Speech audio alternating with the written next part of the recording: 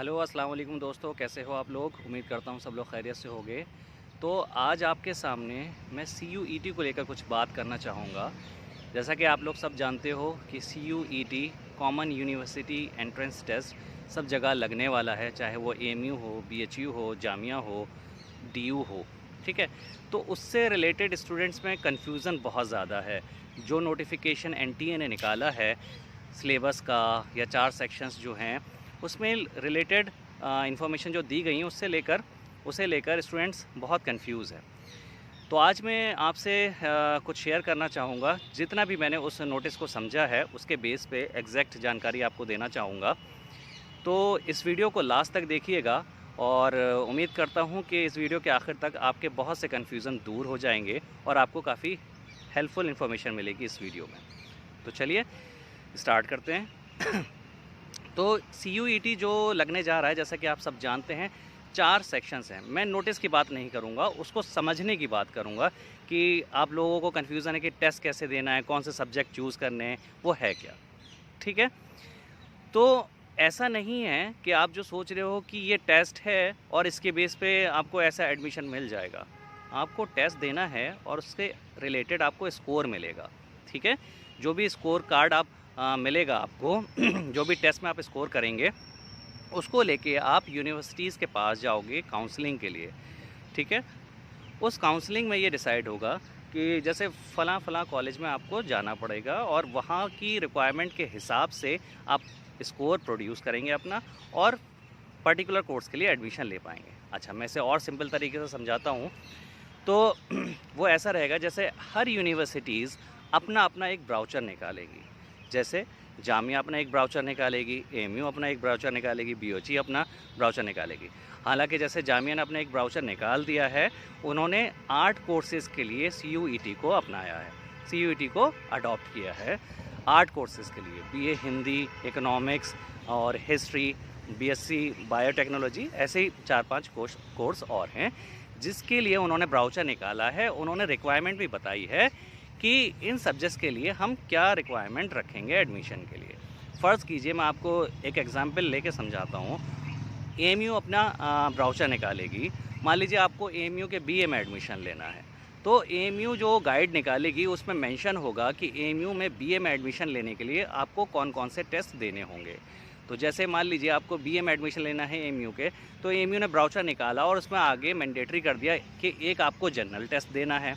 ठीक है, दूसरा देना है आपको एक इंग्लिश का टेस्ट देना है और तीसरा एक कोई और दे दिया कि आपको पर्टिकुलर लैंग्वेज का टेस्ट देना है। तो आप AMU के BA के लिए ये 3 चीज़ें ज़रूरी है। तो NTA के जो 4 सेक्शंस दिए गए हैं उनमें से ये 3 सब्जेक्ट्स आप चूज़ कर लोगे। ये है उस नोटिस का मतलब। चारों सेक्शन में से चूज़ करना मतलब चारों सेक्शन में से कोई भी सेक्शन मैंडेटरी नहीं है, ये मैं नहीं कह रहा हूँ, ऑफिशियल नोटिफिकेशन में मेंशन है NTA की। ठीक है, चारों सेक्शन मैंडेटरी नहीं है। आपको चूज़ कैसे करना है? चूज़ यूनिवर्सिटीज़ के रिक्वायरमेंट के हिसाब से चूज़ करना है। आपको देखना है कि भाई जामिया में BA के लिए क्या रिक्वायरमेंट है, BCom के लिए क्या रिक्वायरमेंट है उनके ब्राउचर में। जैसे कि मैं फॉर एग्जांपल बता रहा हूँ कि जामिया में BA हिंदी के लिए क्या रिक्वायरमेंट है। ठीक है, तो उन्होंने एक लैंग्वेज टेस्ट रख दिया है। ठीक है, तो एक कुछ पर्टिकुलर डोमेन स्पेसिफिक रख दिया है। तो ये चीज़ें फिर आपको उन चारों सेक्शन में से चूज़ करनी पड़ेंगी। आपके पास 4 सेक्शंस क्या हैं NTA में? वो भाई सेक्शन 1A है लैंग्वेजेस का, 13 लैंग्वेजेस हैं जिसमें। ठीक है, सेक्शन 1B है जिसमें 20 लैंग्वेजेस हैं, फॉरेन लैंग्वेजेस भी मिलाकर हैं सारी चीज़ें। एंड सेक्शन सेकंड क्या है आपका? डोमेन स्पेसिफिक सब्जेक्ट्स हैं। और सेक्शन थर्ड क्या है? जनरल एप्टीट्यूड टेस्ट है। ठीक है, तो ये चारों सेक्शन में से कोई भी मैंडेटरी नहीं है। आपको चूज़ यूनिवर्सिटीज़ के रिक्वायरमेंट के हिसाब से करना पड़ेगा। और अगर आप सोच रहे हो कि कंफ्यूज सिर्फ आप हो, तो ऐसा नहीं है। सब में ही कन्फ्यूज़न, अभी पूरी तरीके से क्लैरिटी नहीं है। अभी सारी यूनिवर्सिटीज़ ने अपने ब्राउचर नहीं निकाले हैं। जामिया ने 8 कोर्सेज़ के लिए निकाला है। जब वो सारी यूनिवर्सिटीज़ अपने अपने ब्राउचर्स निकाल देंगे तो क्राइटेरिया आपको अच्छे से पता चल जाएगा। ठीक है, एक तो ये बात थी। दूसरी चीज़, सिलेबस क्या है वो भी साफ साफ लिखा हुआ है कि सिलेबस किस लेवल के बेस्ड होगा। जो भी स्ट्रीम्स होंगी वो 12th लेवल पे बेस्ड होंगी। 12th लेवल की NCERT के बेस्ड क्वेश्चंस पूछे जाएंगे। तो समझ में आया आपको? आपको एनटीए का टेस्ट, एनटीए जो टेस्ट कंडक्ट करा रही है सीयूईटी के लिए, आपको उसमें जो टेस्ट सब्जेक्ट्स देने होंगे वो आप यूनिवर्सिटी के रिक्वायरमेंट के कोर्स स्पेसिफिक रिक्वायरमेंट के हिसाब से चूज़ करेंगे।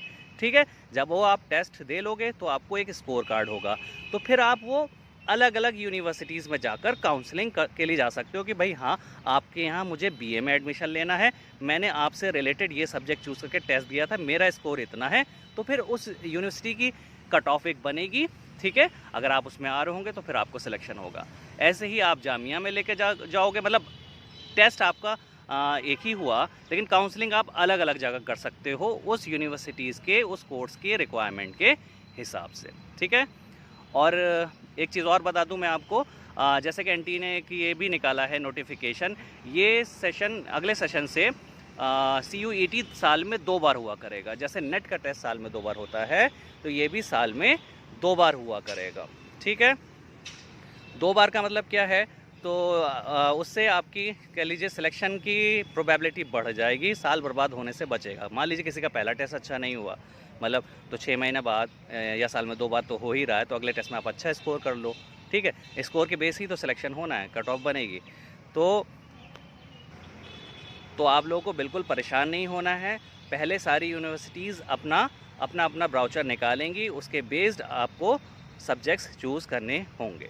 जैसा कि मेंशन है नोटिफिकेशन में कि 2 तारीख से एप्लीकेशन विंडो खुल रही है, तो अगले मतलब 1-2 दिन के अंदर आप मान लीजिए कोई नया नोटिफिकेशन भी आएगा तो और क्लैरिटी बढ़ जाएगी। ठीक है, आई होप कि मैंने आपकी कुछ कन्फ्यूज़न कुछ हद तक दूर किया होगा, आपको ये वीडियो हेल्पफुल लगी होगी, कुछ आपकी परेशानी दूर करने की कोशिश करिए। अगर ये वीडियो अच्छी लगी है तो इसको लाइक कीजिए, शेयर कीजिए और चैनल को सब्सक्राइब कीजिए।